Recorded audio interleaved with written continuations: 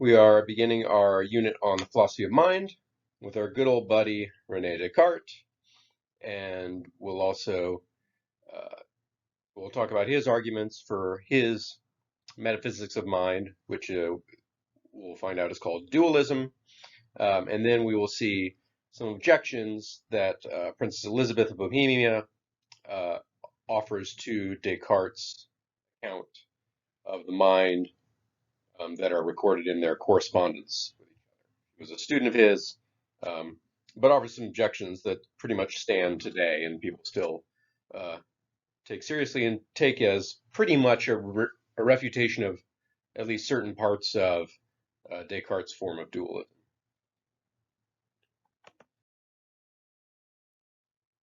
All right, so let's all of this, right? We read meditations 1, 2, and 3, and we skipped a couple and read meditation 6, and this is where Descartes presents his argument for dualism. So just to review where we had gotten to in the first three meditations, right? Descartes had shown that he exists, right? He thinks he proved that he exists, and it's pretty convincing. And also, okay, what sort of thing is he? At the very least, he is a thinking thing, right? Then he had to prove that God exists, and since God exists and is perfect, then God's not going to let us be systematically deceived by our senses about the existence of tables and chairs and about our having a body and all these things, right? So that part of the argument, right? It gets a little more iffy, right? But it's defensible still, possibly. So, um, we're taking for granted now that our bodies do exist, right?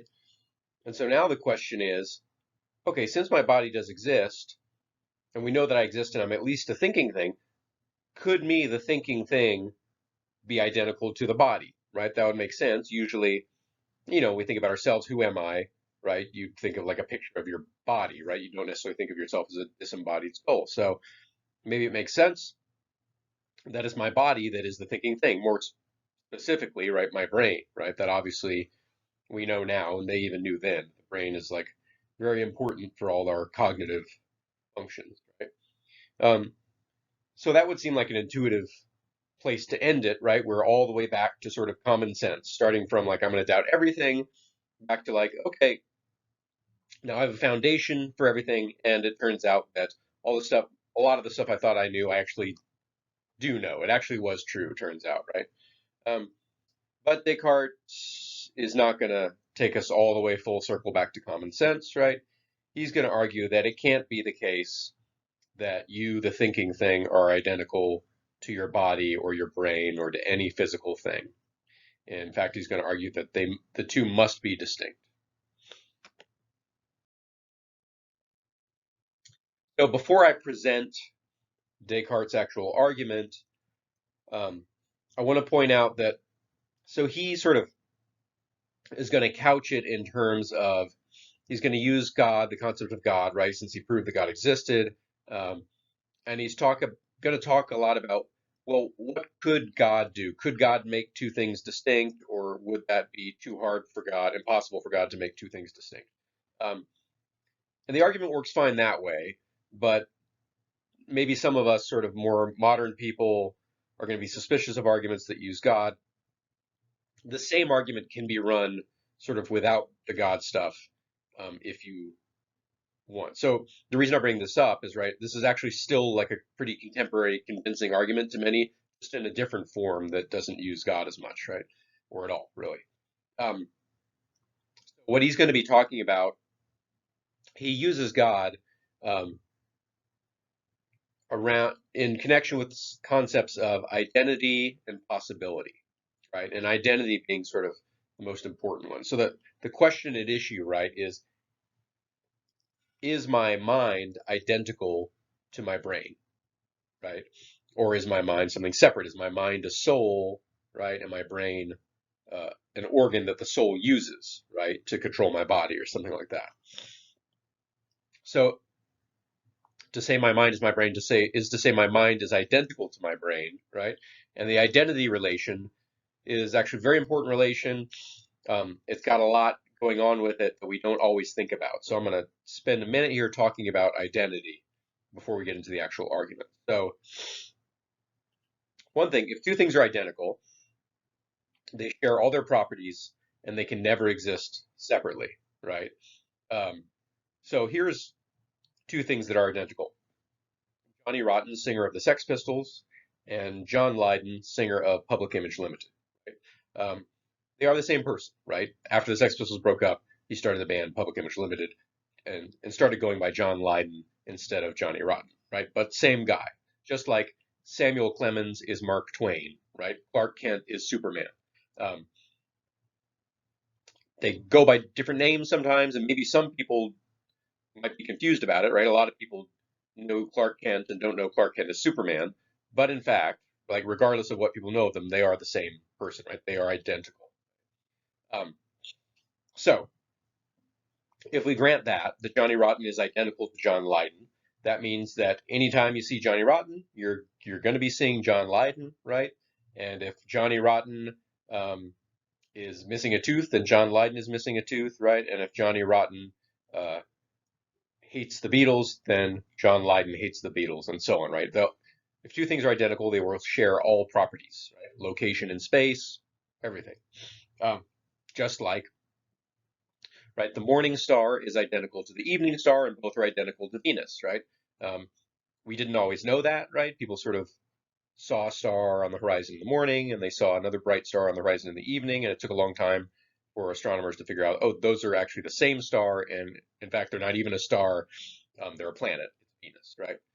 So every time someone was seeing the morning star and saying, ah, how beautiful it is, they were actually also seeing the evening star, right? And they were actually seeing Venus, again, because that's how identity works, right?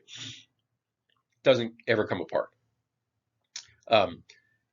Some maybe in some sense seem so obvious that we don't think about it in that much detail, but we use this concept all the time in some very important ways, right? So this is the whole point of having an alibi, right, in a trial or something like that, or a police investigation, right?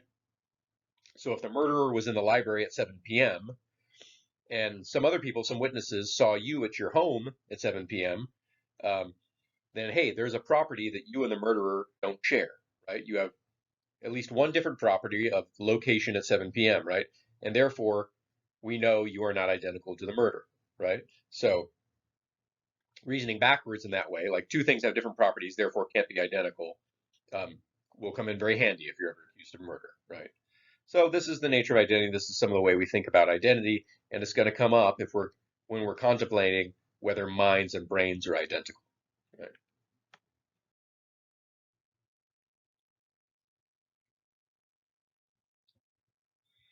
So Descartes later on in the argument, we haven't gotten to the argument yet, he'll talk about whether two things can be made separate by God. Um, so implicit in this argument is the idea that there are actually limits to God's power. So if something can be made separate by God, it kind of implies that maybe there's some things that can't be made separate by God. And this is, in fact, the case according to Descartes, and I think most theologians, at least most rational ones, right? There are limits to God's power, right? And some of the properties of identity um, are limits to that power, right? So, for example, God can't make 2 plus 2 equals 5. 2 plus 2 equals 4 in every world ever. And to say that 2 plus 2 equals 5 is to actually to contradict yourself, right? Is to be a contradiction, and God doesn't do contradiction, right? God doesn't contradict himself. There are limits to God's power. The rules of sort of logic are one limit on God's power. Um, so that means he can't make Johnny Rotten identical to Sid Vicious if they are in fact distinct, right? Um, he can't make Johnny Rotten and John Lydon separate if they are in fact identical, just like he can't make 2 plus 2 no longer identical to 4. Um, these, again, are laws of logic. It's like asking God to make a square circle, right? Um, he can't do it, not because it's not so much a limitation on God's power, but just sort of a limitation on what could ever exist, right? Square circles can't exist. It's a contradictory concept, right? So similarly, Making two things that are identical separate, right? That's incoherent because there was never actually two things in the first place. It's just one thing, right? So it's not, you can't separate a thing from itself, right? Um, so, pardon me one second. Sorry, had to do a little sneeze. Okay, right back. Um, so when he talks about whether two things can be made separate by God, um, if that helps you to understand the argument, to think of it in terms of God, then fine. Find it less convincing to bring God in there. Just you can kind of replace that in your mind, and I will help you replace that with this conception of identity and the idea that if two things are identical, it's impossible for them to be separate. Okay, and you'll end up with the same conclusion.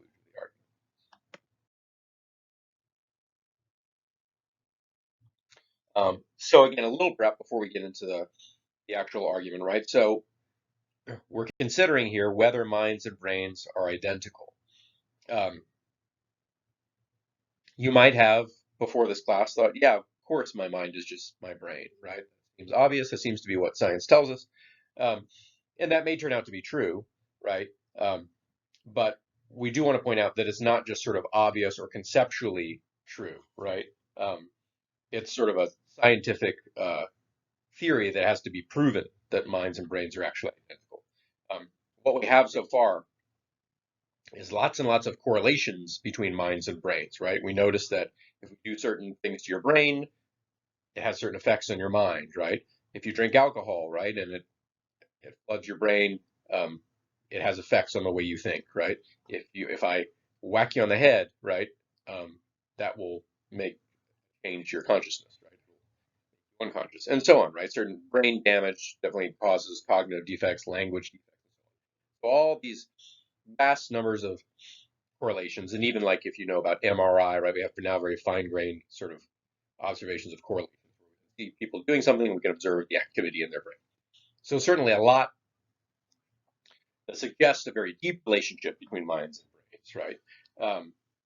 And the question is whether that relation is an identity relation or some other relation, right? There's lots of, it might be a causal relation, right? Usually correlation is a cue to causation, right? So just because we see a lot of correlations, that might mean there's some causal relationship between your brain and your mind, but it's not necessarily identity relation. Certainly identity is not the only explanation of correlations. Um, so for example, right, all creatures with a heart um, on this planet are creatures with a kidney, right? There's a very tight correlation between having a heart and having a kidney, right? But that doesn't mean that hearts are kidneys. They certainly are not kidneys, right? They're a different organ. Um, so it might be the case that on this planet, right, or even in the whole universe so far, every creature that had a mind had a brain, right? And the brain had something very important to do with the mind, right? With making the mind work. Um, but that doesn't automatically entail that minds are identical to brains. It's still a sort of open question. The correlation might break somewhere someday, right? You might someday have a heart without a kidney, right? Um, maybe in a creature that doesn't need its blood cleaned in the same way, right? Maybe in a creature that has a heart that also cleans the blood or something like that, right? So again, you can have very, very tight correlations, but that does not necessarily entail identity, right? So this is the question. See very, very tight correlations between minds and brains. But is the relation identity? Is that the reason for the correlations, or is there some other reason?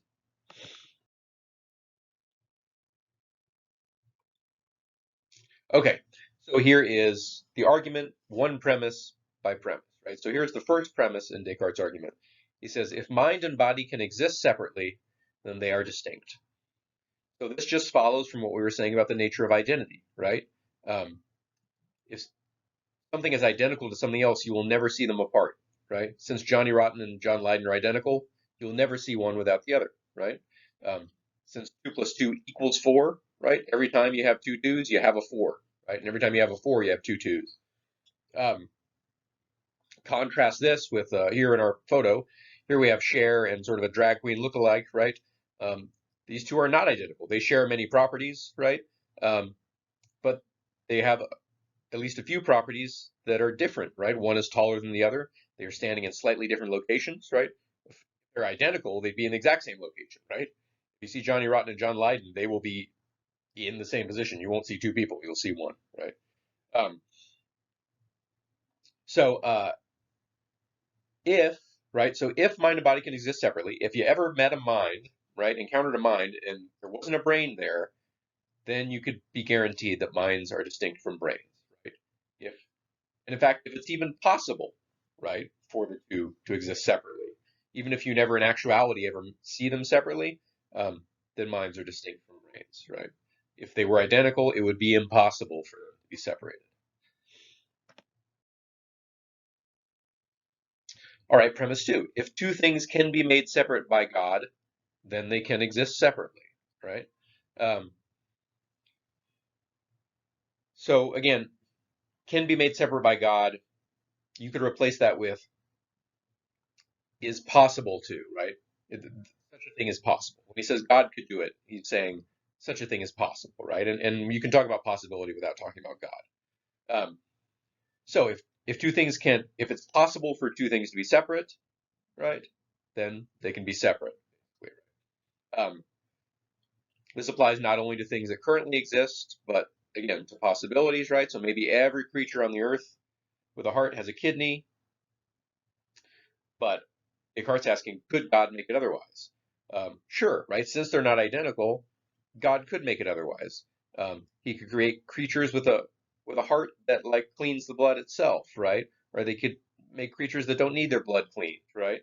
Um, and so on.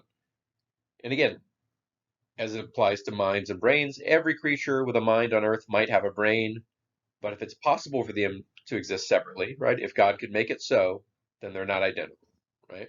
Again, God can't separate 2 plus 2 from 4, but he might be able to separate a mind from a brain. Right?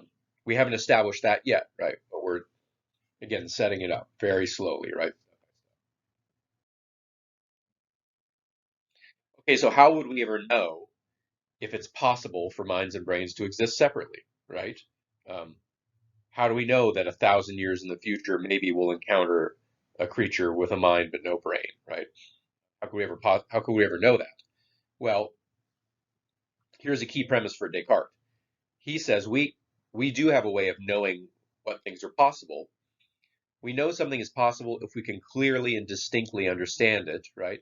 So if we can clearly and distinctly understand two things being separate, then God can make them distinct as well.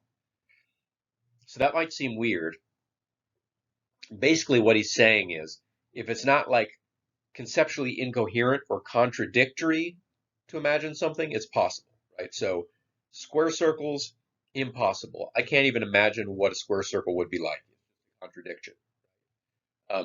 2 plus 2 equals 5. I can't even conceive of that. That's impossible. It's actually contradictory to think that 2 plus 2 equals 5, right? Anything else is going to be possible. So a lot of stuff is possible, right? Um, but I can't think of, right, Johnny Rotten not being identical to himself, right? Um, everyone is necessarily identical to themselves. If I think that I'm doing that, what I'm really thinking, what I'm imagining two different people, right? To say that one person is two people is a contradiction, right? One person is one person. So anything besides like laws of logic and things that are identical and things like that are possible. God can do it, right? Because it's conceivable. It's not a contradiction. So I can totally conceive hearts and kidneys being separate, right? And you might be able to guess now what we're going to say about minds and brains in the next premise, right? I can clearly and distinctly understand myself as just a thinking thing without a body or a brain. Now, how can I do that? Well, Descartes did it in the first and the second meditation, right? Um, he had doubted. He said, you know what? I can actually doubt that I even had a body, right? That's totally actually coherent to think that I don't have a body, right? Um, and yet I can't doubt that I have a mind, right? That I'm a thinking thing. So, right, one was like indubitable, guaranteed, I'm a thinking thing, and the other one, yeah, I could totally how I don't have a brain, or how I don't have a body or a brain, right? Um, I could be dreaming, right? I could be a disembodied soul, so and so, so on and so on. So Descartes thinks, again, we can clearly and distinctly understand the two being apart. right? And if two things can be clearly and distinctly thought of as being apart, then it's possible that they're separate. And if it's possible that they're separate, then they're not identical, right? Therefore, mind and body are not identical. Uh, and furthermore, my mind is not identical to any physical thing, because I could clearly and distinctly understand my mind as being separate from any physical thing, right? So if you're one of those people that thinks someday in the future we could upload our minds to a computer, right? Okay, even if you can do that, your mind's not identical to that computer either, right? It's never identical to any physical thing, because I can conceive of it distinctly from any physical thing. So what is it then, right? What is my mind? Well, Descartes calls it a kind of substance, right? Um, Descartes, a substance is just a thing that can have properties, right? So minds can have properties. It can have the property of thinking it exists. It can have the property of feeling pain, right? Or like having read experiences, right? So those are all properties.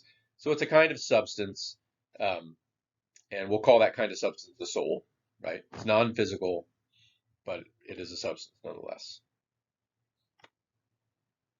So that's what Descartes says your mind is, right?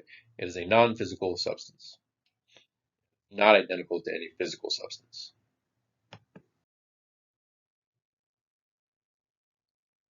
Um, What else can we say about those non-physical substances?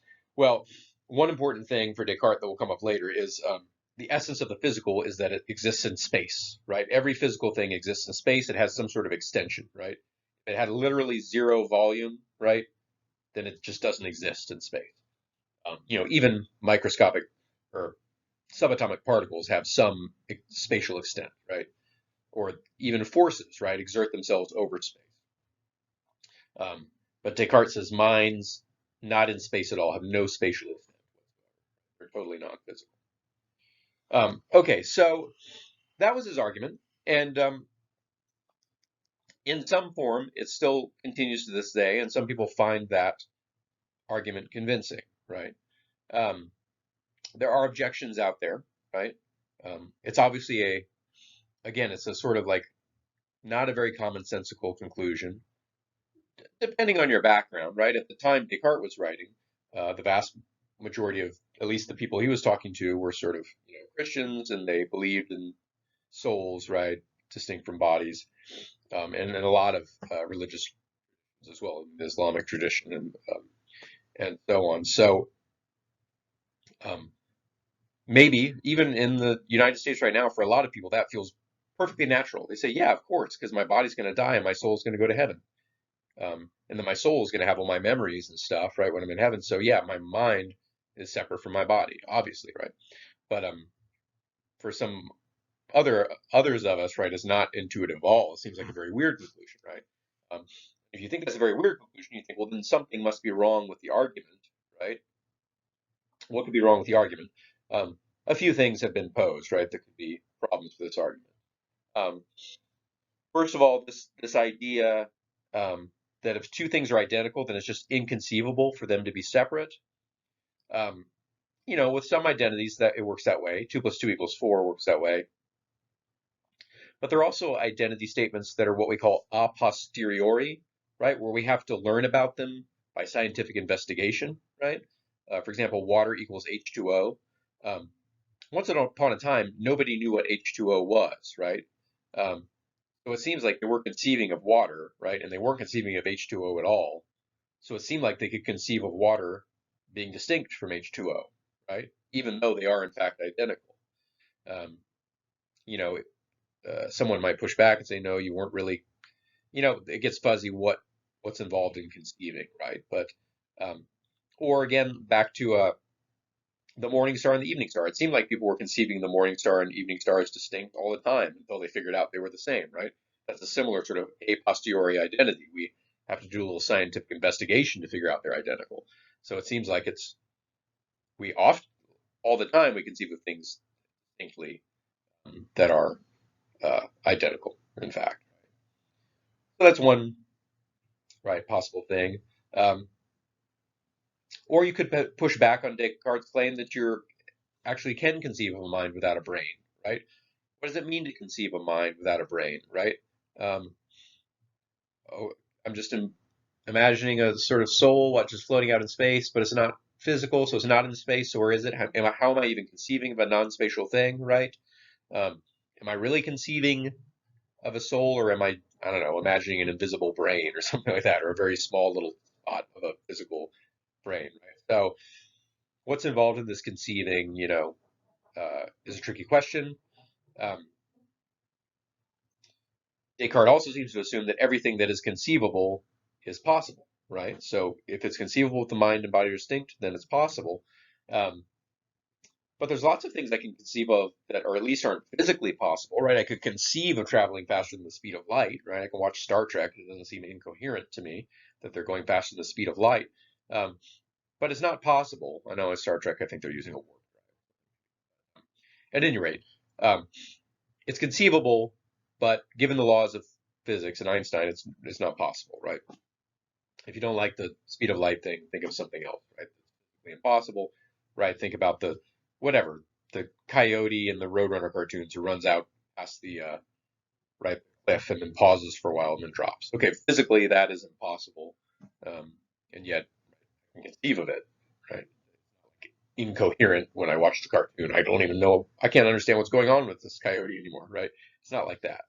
Um, okay, well, in response to that, um, people usually make a distinction between what we call nomological possibility and metaphysical possibility. So there's stuff that's possible according to the current laws of the universe, right?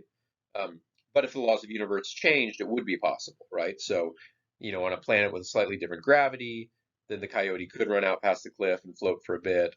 Or if the acceleration of gravity, if the gravitational constant happened to be slightly different in this universe, but maybe not so different that everything, the whole universe, like collapses in on itself or whatever, then again, maybe the coyote thing is possible, right? Um, that nomological, so nomos means laws, right? Possibility according to the current laws of the universe, you distinguish that from metaphysical possibility, right? So whatever the laws of the universe are, 2 plus 2 is going to equal 4, right? There's certain things um, that are necessarily true all the time, right? So um, metaphysical possibility is broader, right? Because there's fewer things that are metaphysically impossible, right? The list of metaphysically impossible things is kind of like square circles, 2 plus 2 equaling 5, right? Identical things being separated. Um, but other than that, it's all open, right? It's all possible, right? Going faster than the speed of light, metaphysically, it's possible. Nomologically, not possible. So um, maybe Descartes can wriggle out of it that way, right? Say, no, we're talking about metaphysical possibility, right? And that stuff, you can't conceive of it, then it's not possible, right? In the metaphysical sense. But it's not even clear that that's true, right? So, for example, Goldbach's conjecture. So Goldbach's conjecture, it has not been proven, right? It's just a conjecture. But it is that every number greater than 2 is the sum of 2 primes, right? Um, so 4 is 2 and 2, those are primes, right? 5 is 2 and 3, those are primes, and so on up, right? And as far as we can count so far, every number greater than 2 does seem to be sum of 2 primes. But we don't know yet if there's some very high number that isn't the sum of 2 primes. We haven't proven the conjecture to be true. So it seems like I can conceive of it, Goldbach's conjecture being true, but I could also conceive of it being false, right? Um, but it's either one or the other. And because it's a mathematical issue, um, if it's true, it's like metaphysically true, right? This is a matter of metaphysical necessity. And if it's false, same thing, it's metaphysically necessarily false, right? So it seems like in being able to conceive of it either being true or false, well, one of those is wrong. And the one that's wrong, I'm conceiving something that's metaphysically impossible, right? Um, so it seems like then the fact that I, right, can conceive of mind and brain being separate, that might not necessarily entail that that's possible, right? It seems like I can conceive of things that are impossible, right? Even metaphysically impossible, right?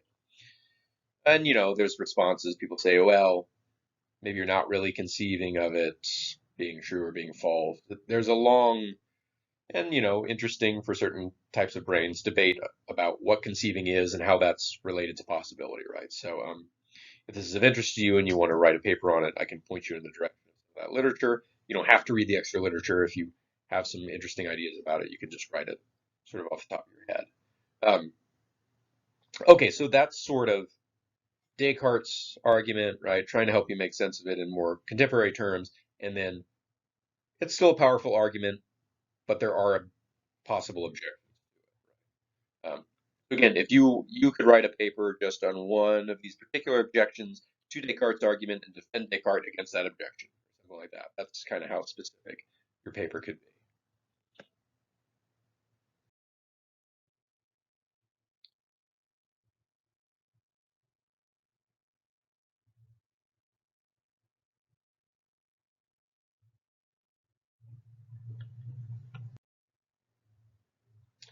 And sort of the last thing I'll say about the argument is to just couch it in more contemporary terms. And we'll see a similar argument when we get to Hilary Putnam in a couple lectures.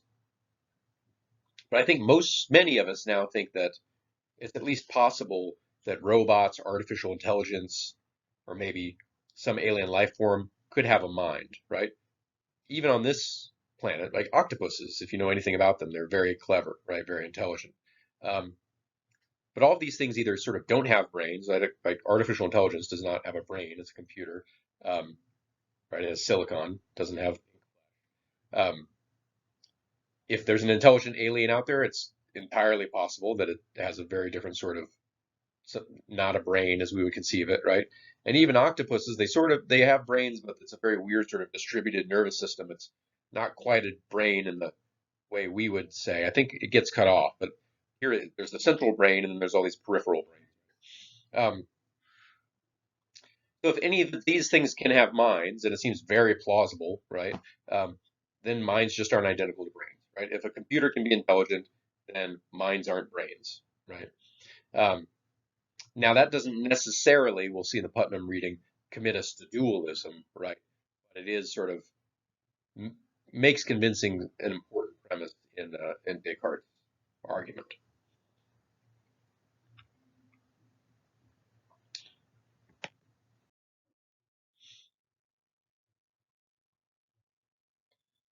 Okay, so now we're skipping ahead. Now we're on this last four or five slides, on this debate between Princess Elizabeth and Descartes. And their debate is over the issue of Descartes' interactionism, right? So Cartesian dualism, right? Cartesian is the word for Descartes, um, is one of several possible kinds of dualism. Um, his is called interactionist, right? So once you got these two, so you've agreed, okay, there are two different kinds of substances, right? There are physical substances and there are mental substances, and they are distinct, right? They are not identical. Now you have the question of how do they interact, right? So like definitely my mind causes my body to move, right? And then things in the world cause me to have like visual experiences and sounds and things like that, right? So there's interaction between the mental and the physical, even if they're distinct. Um, or so Descartes thinks, right?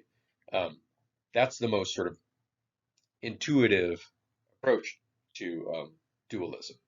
So even though minds are not material, right? They're not physical, they don't exist in space, nonetheless, they interact with the material world, right? And that's going to be necessary if you want to retain anything like the common sense idea, right, of how we exist in the world, right? It's minds that move, that we have thoughts and desires that help, and we cause us to move our bodies, and then the world impinges on our senses and causes us to have experiences, and we're in the loop with nature. Um, you don't have to be an interactionist to be a dualist. In fact, there existed at least two different kinds of dualists in the past. One was Malebranche, so he's what we call an occasionalist, right?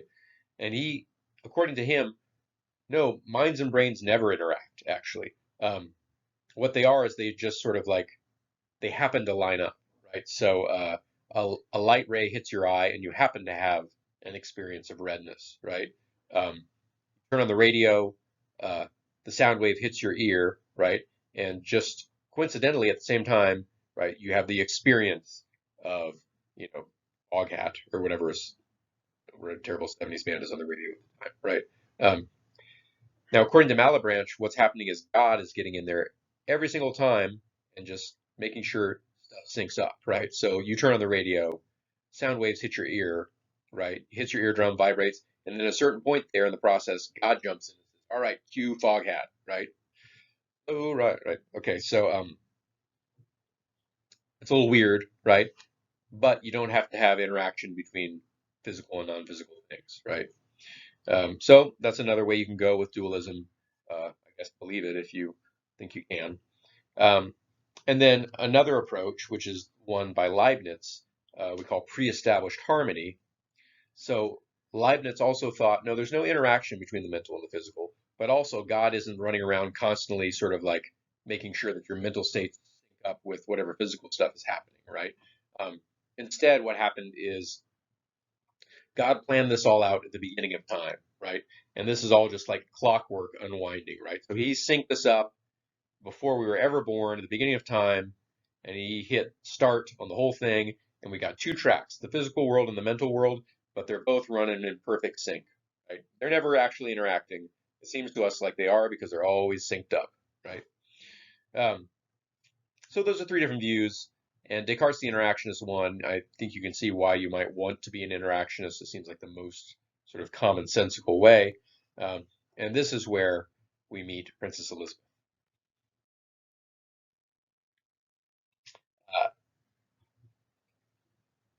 Sorry. So before we get to Princess Elizabeth, a little more about how Descartes thought this worked, right? Again, it seems like the most plausible, right? My stomach, my body, my stomach gets empty, and that causes a feeling of hunger in my mind, right? Hunger is a mental thing. Um, I can take a drug to make the feeling of hunger go away. My stomach is no less empty, right? So it's a mental experience. This feeling of hunger causes a desire to eat, which also exists in my mind. And if I also happen to have a belief that there's food in the fridge, this is going to result in, again, my body moving, right? So we're going to have physical to mental causation, mental to physical causation, this sort of interaction all the time. So how does this work for Descartes, right? Again, one's physical, one's non-physical. Well, Descartes thought the brain is sort of where this interaction takes place, and in particular, it's in the pineal gland, right? This very particular uh, gland, and so Descartes' view of like at the time, their view of the nervous system um, was not as sort of an electrical system as we see it now, electrochemical. It was more like a hydraulic system. So you had what they called animal spirits running through your nerves. And these were supposed to be just very so spirits, think like rubbing alcohol, like a very light liquid, right? And this was what was running through your nerves, and pressure, right, in that system caused your muscles to move and things like that, right? So like a hydraulic system. So Descartes thought that these animal spirits were so fine, right, so light that soul, right, through the pineal gland could sort of push on them a little bit and cause you to move and stuff. This is obviously not a true biological account of right the way the brain works and the nervous system. Um, maybe other sort of dualists could tell a different story, other than the pineal gland or whatever. Um, but now we get to Elizabeth, and she's going to kind of sort of poke a hole in the whole even concept. It's not clear there's any way you could work it out. Even if you give up the pineal gland, and you try something else as the point where the soul like sort of interacts with the body, it's just not going to work.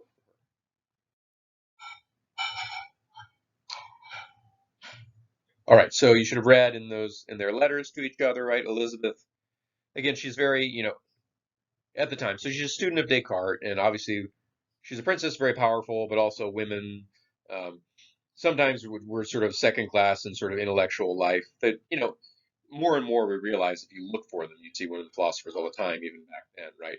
Um, but they didn't quite get the same sort of credit. So she does play it a little sort of coy and says stuff like, I know I'm just a woman, so and so, but I just don't understand this thing. Maybe you can help me clarify, right? And what she's really doing is really, knocking him with some serious objections. So she's saying, I don't understand, like, how are the mind gonna and brain gonna interact if they can't touch each other? Don't two things need to touch, right, for there to be any sort of causation? Um, Now, at the time, this was a particularly relevant uh, objection because all causation was sort of thought of as like billiard balls, like particles knocking into each other. They didn't really have the same conception of like forces, like gravity and stuff. But even later, we'll see that even so, even if you allow that forces exist and you give up on sort of billiard ball causation, it's still going to be an issue, right? But she's saying, look, if minds don't exist in space, they have no spatial extent.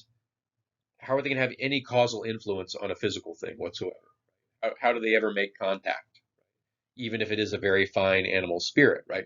You have, it's not like souls are very light physical things. They're just not physical things. They don't even exist in that way in order to bump up against an animal spirit. That's her point.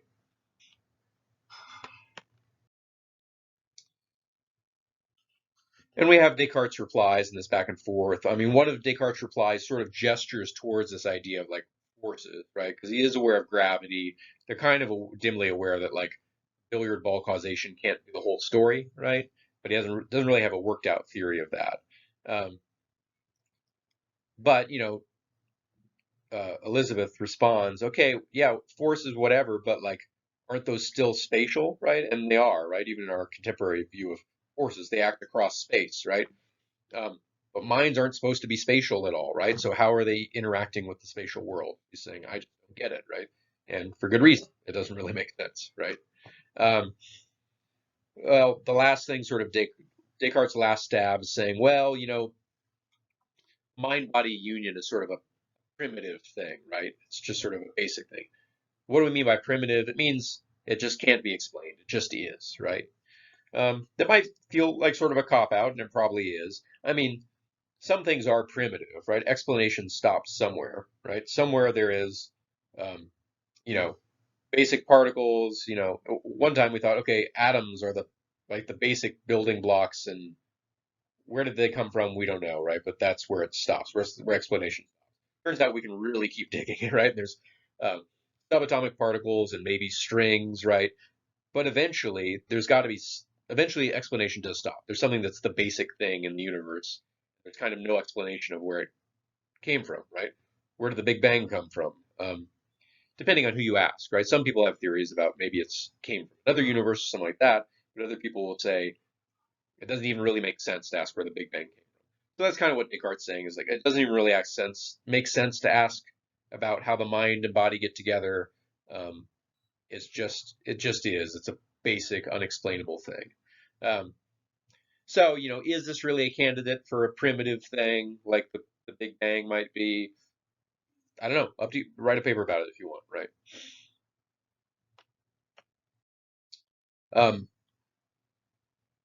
but at any rate, in the contemporary debate, I think everyone finds Elisabeth's objections pretty much convincing, and Descartes' sort of interactionist substance dualism is, I think, largely a dead end in philosophy these days. Other forms of dualism do exist. So David Chalmers, who's maybe the most famous philosopher of mind out there right now, uh, he's a proponent of what we call property dualism, and I won't get into the details of that. Um, but so the word and the concept and these arguments are still out there, right? Even if Elisabeth kind of killed Descartes' particular brand of it. Another kind of, I'm just bringing it up because it's kind of relevant and it's kind of interesting if any of you are interested in this. Panpsychism is a thing that's out there now. It's kind of weird, but like all of, when you get into the basic explanation of the universe, it's all weird, right? Um, Here the claim is that everything, minds are everywhere, in everything. Atoms have minds. Subatomic particles are partly mental, right? They're physical and mental together. Um, Everything is mental, right? In addition to being physical. And it's sort of like, so there's no sort of needing to get together the mental with the physical through a causal interaction, right? The mental is infused through all the physical from the very beginning, right? So there's no real problem of interactionism. There is a sort of a problem of aggregation, right? How do all these little atomic minds like sort of fuse together to create my mind, right? Um, but it's an interesting approach, and there's a whole literature on that too. So we will end it here with Descartes and Elisabeth. In the next lecture, we're going to fast forward into the 20th century. Um, with Churchland, who was here at UCSD, and we will talk about his arguments against dualism and for physicalism, the claim that minds are identical to brains.